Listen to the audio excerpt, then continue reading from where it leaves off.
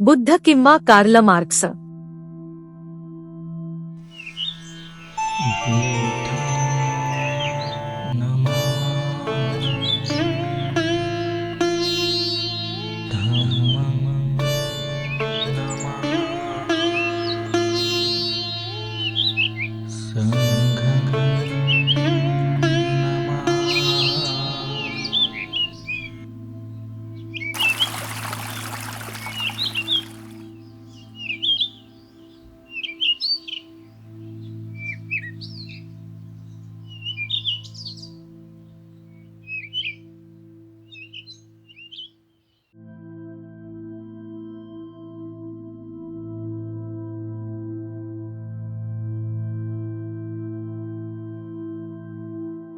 अकरा भिक्खूंनो, लोकांनी असे ऐकले की ज्यांनी दिलेली वस्तू चोरली होती त्यांना राजा संपत्ती देत होता.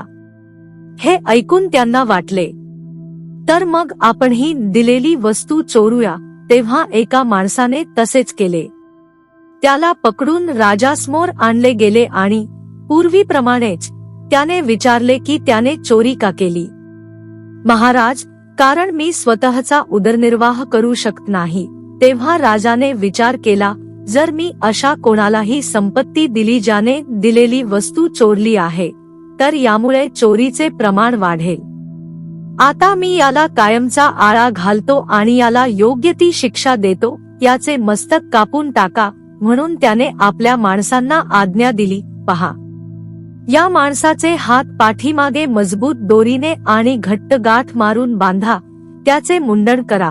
त्याला कर्कश आवाज करणाऱ्या ढोलाच्या तालावर रस्त्यावरून आणि चौकातून फिरवा.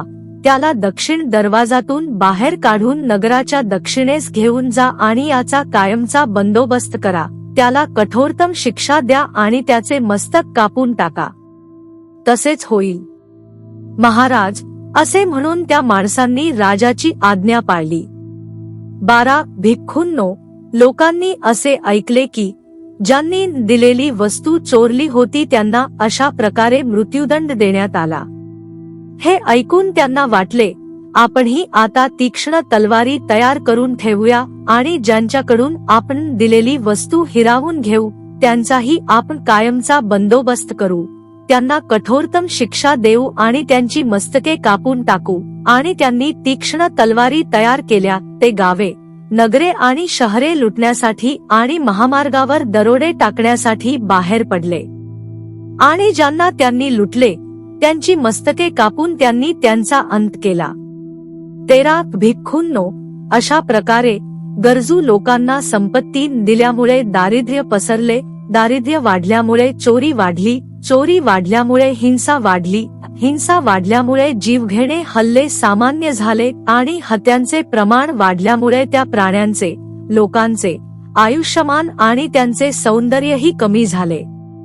त्यानंतर मानवांच्या उत्तरकालीन जीवनात एका व्यक्तीने दिलेली वस्तू चोरली आणि इतरांप्रमाणेच त्यालाही राजासमोर आरोपी म्हणून उभे केले गेले व त्याने चोरी केली आहे का, अशी विचारणा झाली. नाही महाराज, त्याने उत्तर दिले, ते मुद्दाम खोटे बोलत आहेत. 14 अशा प्रकारे गरजू लोकांना संपत्ती दिल्यामुळे गरिबी वाढली. चोरी, हिंसा, हत्या आणि शेवटी खोटे बोलणे सामान्य झाले. पुन्हा एका माणसाने राजाकडे तक्रार केली, महाराज, अमुक एका माणसाने दिलेली वस्तू चोरली आहे. अशा प्रकारे त्याची निंदा केली. 15 आणि म्हणून गरजू लोकांना संपत्ती दिल्यामुळे गरिबी वाढली. चोरी, हिंसा, हत्या, खोटे बोलणे आणि निंदानालस्ती मोठ्या प्रमाणावर वाढली. 16 खोटे बोलण्यामुळे व्यभिचार वाढला. 17 अशा प्रकारे गरजू लोकांना संपत्ती दिल्यामुळे गरिबी, चोरी, हिंसा, हत्या, खोटे बोलणे, निंदानालस्ती आणि अनैतिकता वाढली. 18 त्यांच्यामध्ये 3 गोष्टी वेगाने वाढल्या. जवळच्या नातेवाईकांमधील अनैतिक संबंध, अगम्यगमन, अनिर्बंध लोभ आणि विकृत कामवासना. त्यानंतर या गोष्टीही वाढीस लागल्या. आईवडिलांबद्दलच्या आदरभावनेचा अभाव, साधू संतांबद्दलच्या धार्मिक श्रद्धेचा अभाव आणि कुळप्रमुखाबद्दलच्या आदराचा अभाव. 19 अशी वेळ येईल जेव्हा त्या मानवांच्या वंशजांचे आयुष्य केवळ 10 वर्षांचे असेल. इतके कमी आयुष्य असलेल्या मानवांमध्ये 5 वर्षांच्या मुली विवाहासाठी योग्य मानल्या जातील.